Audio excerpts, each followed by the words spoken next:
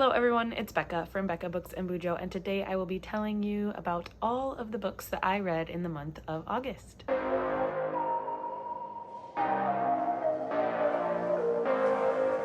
thought we could start out with some stats. So in August, I read 14 books, and that totaled 4,829 pages.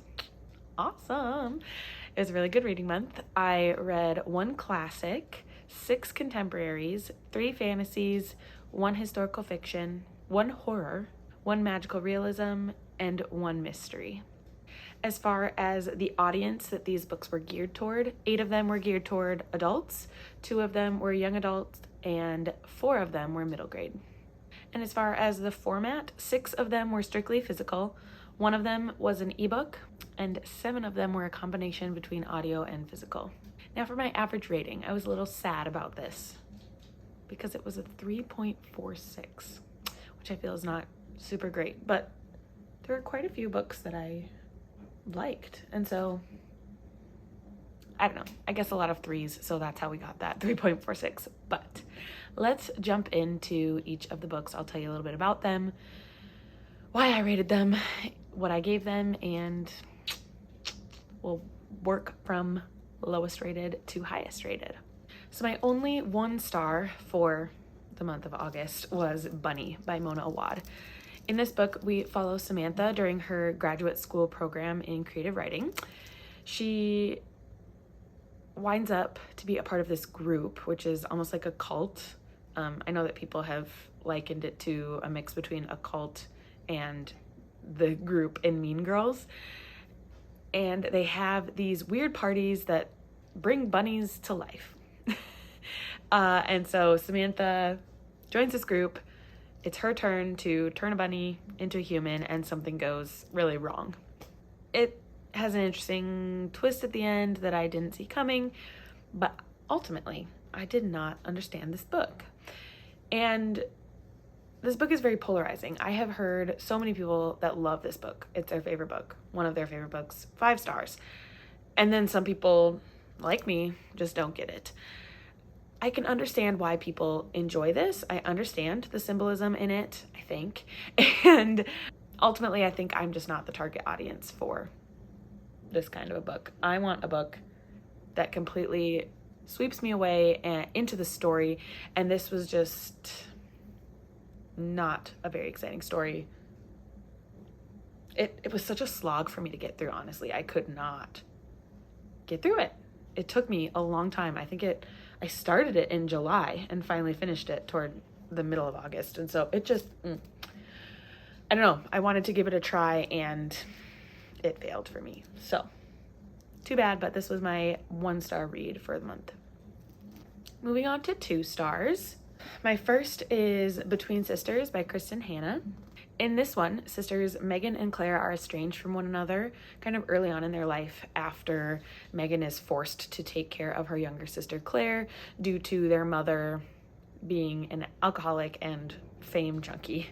So Megan takes care of her sister, but then decides she needs to care for herself. So she leaves Claire in good hands with her father, but decides to live life for herself for a while. Then many years later, Megan comes back into Claire's life when Claire announces that she is going to get married within a week, and Megan wants to try to convince her otherwise, but we follow their journey as sisters coming back into knowing each other once again.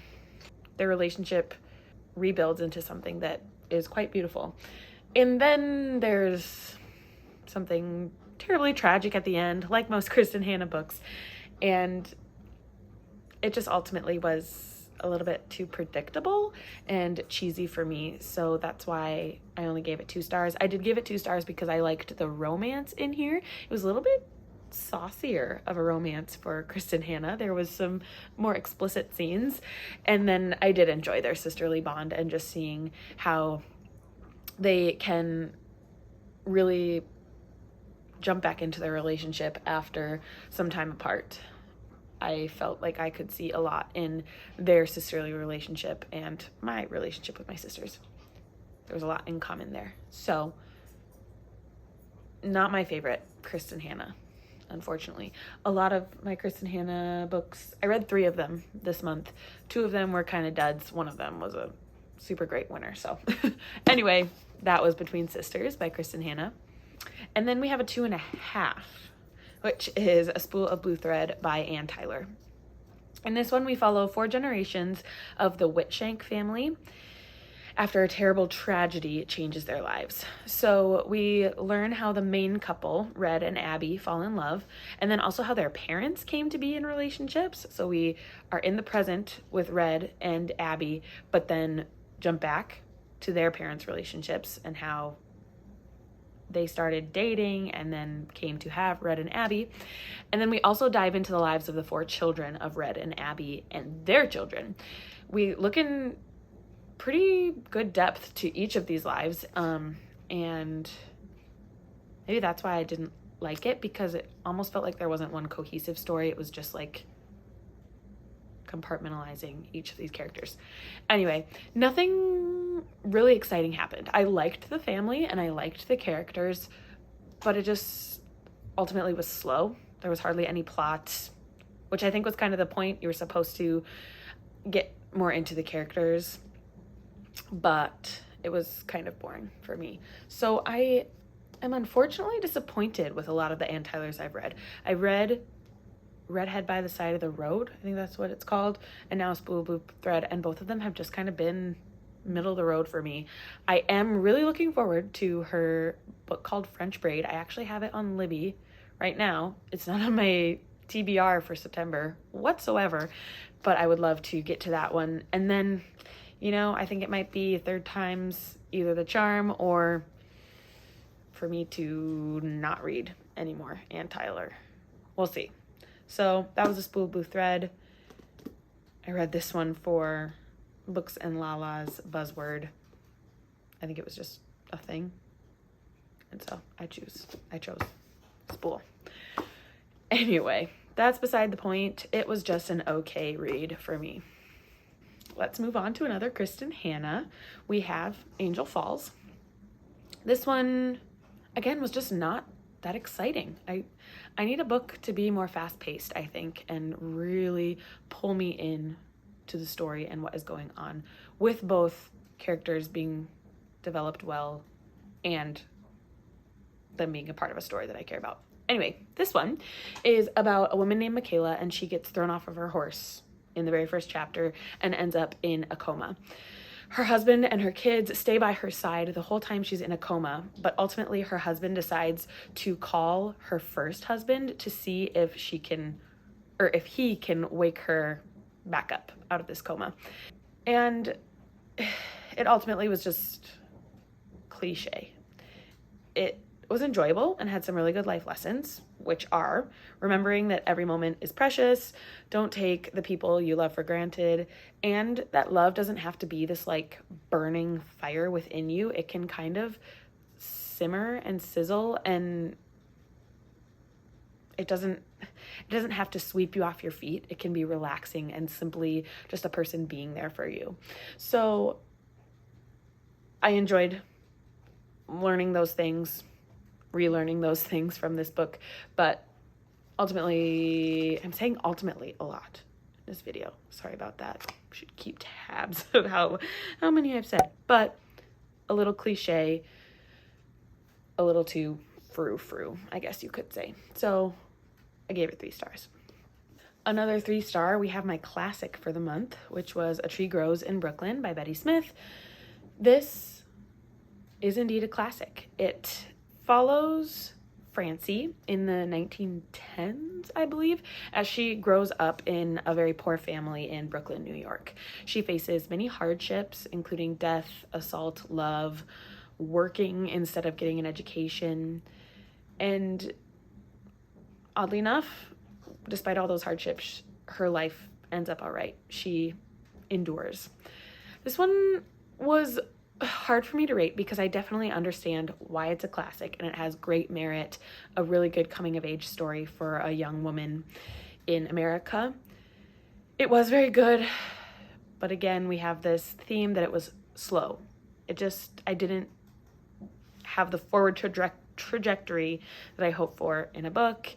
So didn't really have a plot. We just mainly focused on the different parts of Francie growing up.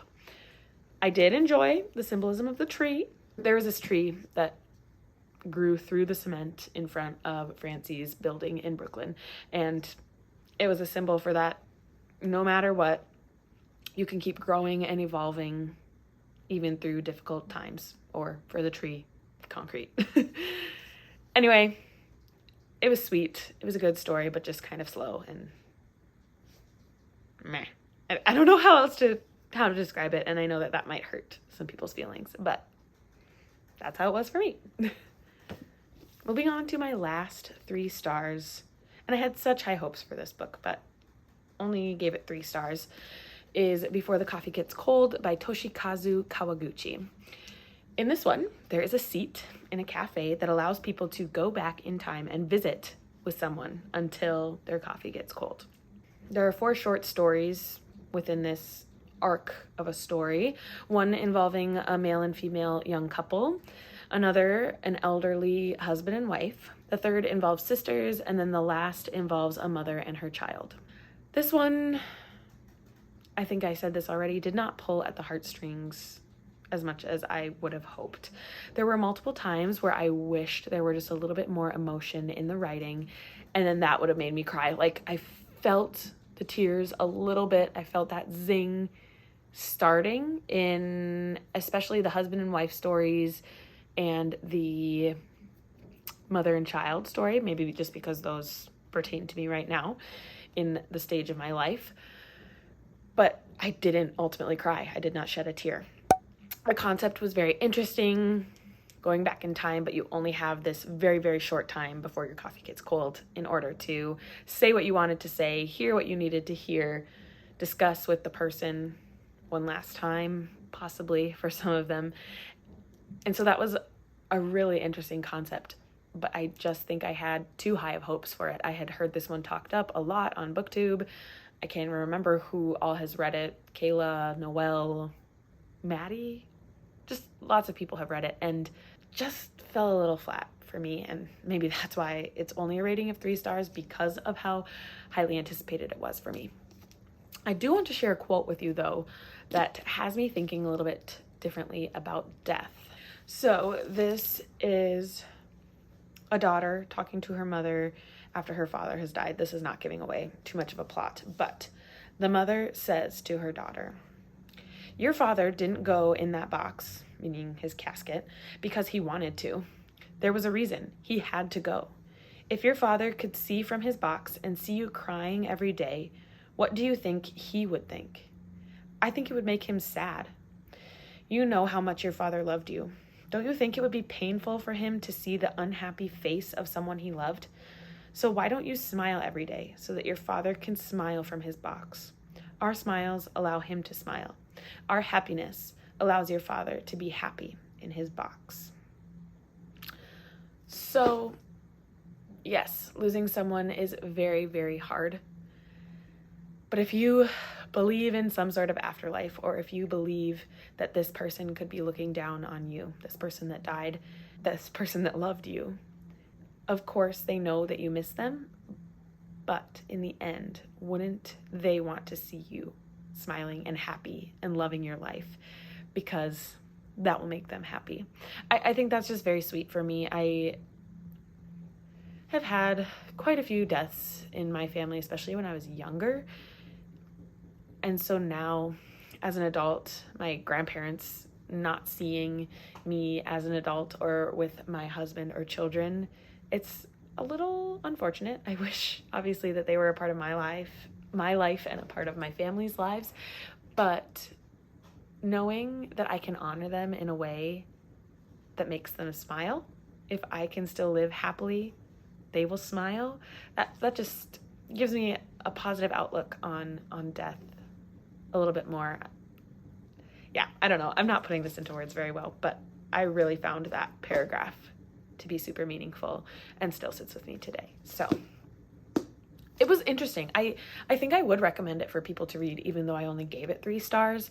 I think It's an interesting concept, kind of trying to think, if you went to this cafe, who would you hope to sit across the table from and have a conversation with in the past? So, very good. One that I had not really heard of before a couple of months ago on BookTube, and definitely not an author I've read from before. So again, this is Before the Coffee Gets Cold by Toshikazu Kawaguchi. We're moving on to my 4-star reads. The first I'll be talking about is Outlawed by Anna North.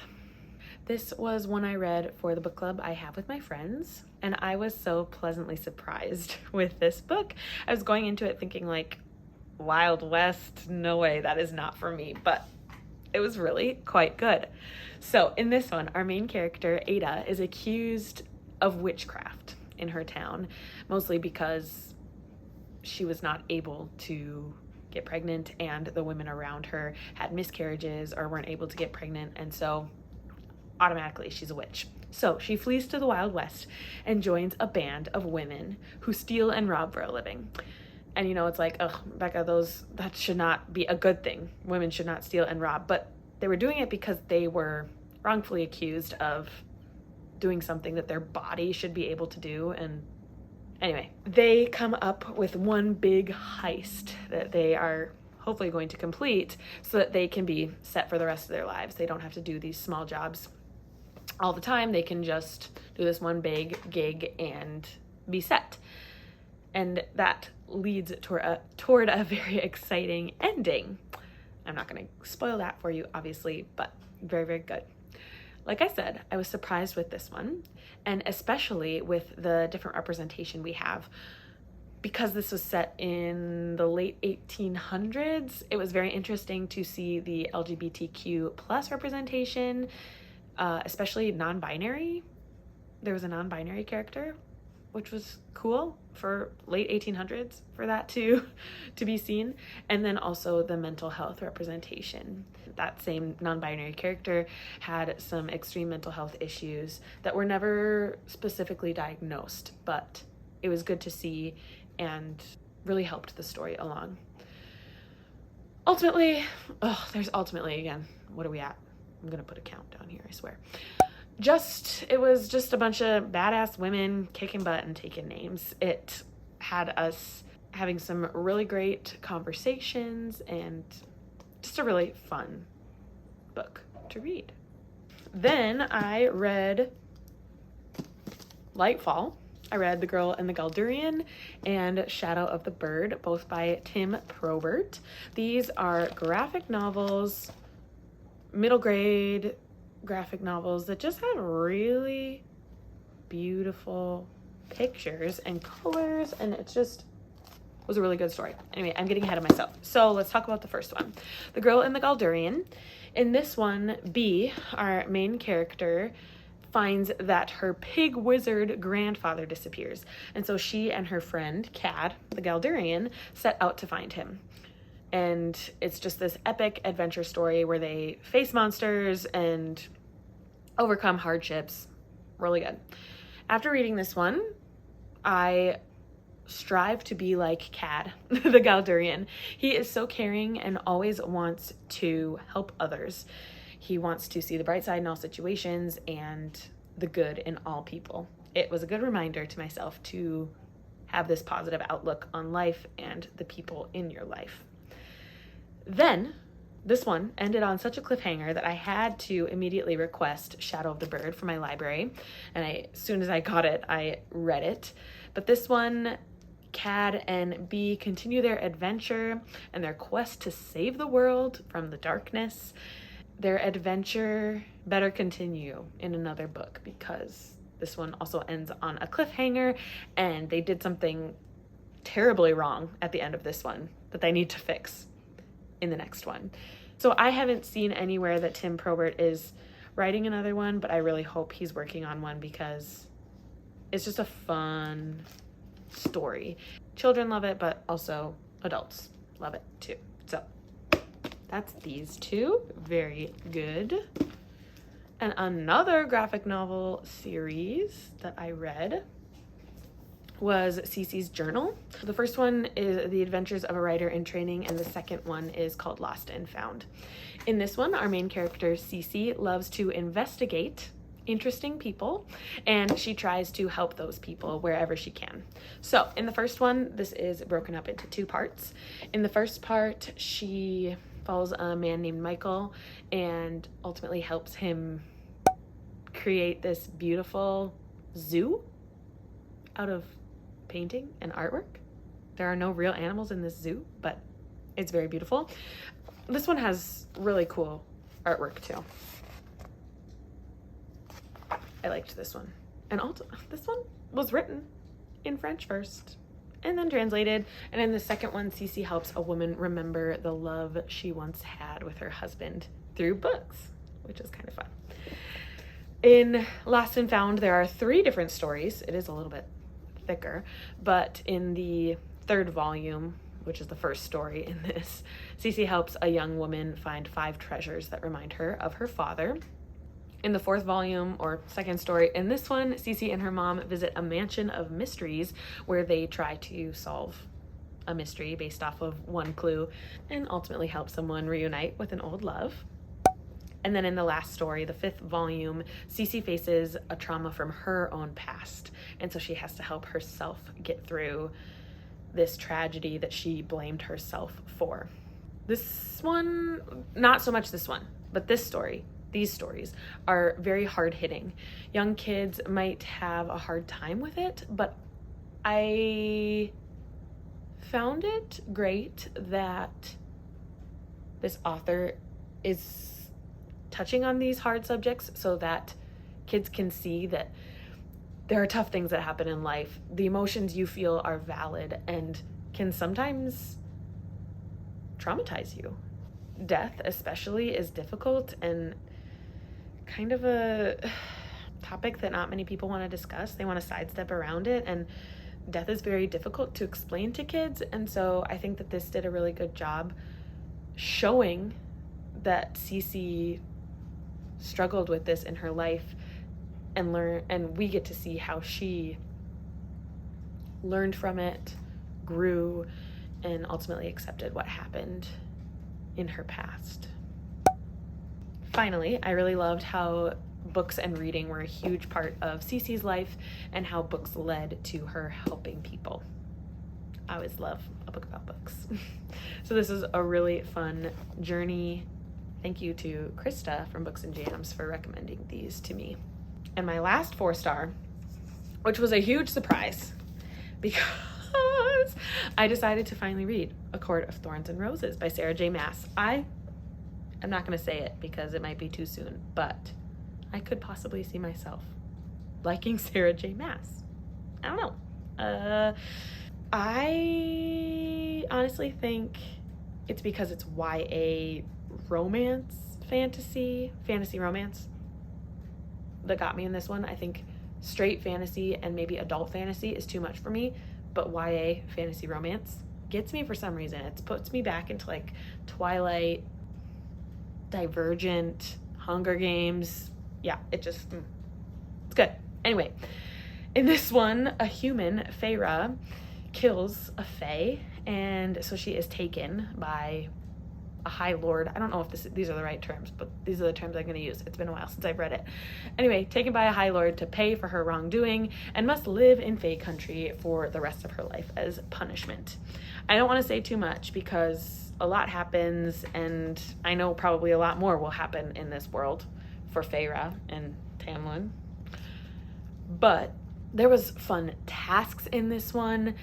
There was great romance. I liked the romance, a little bit of steaminess going on. I know probably all of you have read this book already, and if you haven't, it's worth a try.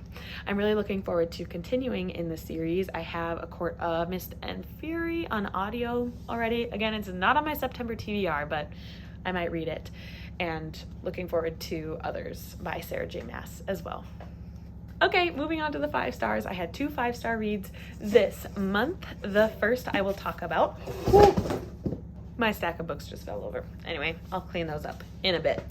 The first 5-star I'm going to talk about is Night Road by Kristen Hanna. This one made me sob It made me cry so much, and in multiple different spots of the book. It wasn't just like, wow, the ending was so hard. No, all throughout the book, there were times where I cried. In this one, we follow Lexi. She is new in town and she befriends a set of twins. She becomes best friends with Mia and starts dating Mia's twin brother, Zach. They're in their senior year of high school when something terribly tragic happens and it changes the three of their lives forever. Unfortunately, Lexi takes the brunt of the punishment for what occurs, and so we follow her life and how there are ripple effects from what happened in their senior year of high school. I don't want to give away too much because it'll take away from the story, but it is gut-wrenching. It covers topics such as forgiveness, found family, motherhood, and healing, and it's just really good. I couldn't put it down. Lots of twists and turns, and this was the Kristen Hanna I was looking for. It ranks amongst Nightingale, The Great Alone, and Winter Garden for me in her writing. So this one, when did this one come out? 2011. So it is one of her later ones, but yeah, very good. Loved it. If you want one that'll make you cry, try this one. And the last book I have to talk about for August is Firekeeper's Daughter by Angeline Boulley. In this one, Donna Fontaine is an 18-year-old Ojibwe living in the Upper Peninsula of Michigan. She gets caught up in solving the mystery of how methamphetamine came into her community and killed many of her classmates. This was super suspenseful. I did not see the ending coming with this one, and really was a great audiobook. So if you're looking for an audiobook, I would suggest you try this one. This one was a very powerful look into modern Indigenous life without sugarcoating the hardships that they face. The ending really hits hard and brings home the deep institutional inequities that still consistently give Native people the short end of the stick. With all that to say, really good. I didn't go into this one thinking it was a mystery. I thought it was just a story about a girl's life, an Ojibwe woman in the UP of Michigan, but I didn't realize that there would be this crazy mystery suspense going on. It'll be one that'll stick with me for a while. So those are the 14 books I read in the month of August. Comment down below if you have read any of these and if you agreed with me on my star ratings or my thoughts, or if you disagreed. I'd love to have some conversation with you down below. Like this video on your way out. Please consider subscribing to my channel. I would love to see my channel grow. Speaking of my channel growing, I recently hit 500 subscribers and I did a giveaway on my channel. I had about 26 entries. Unfortunately, as you can see on the screen, I'm showing you how I picked the winner.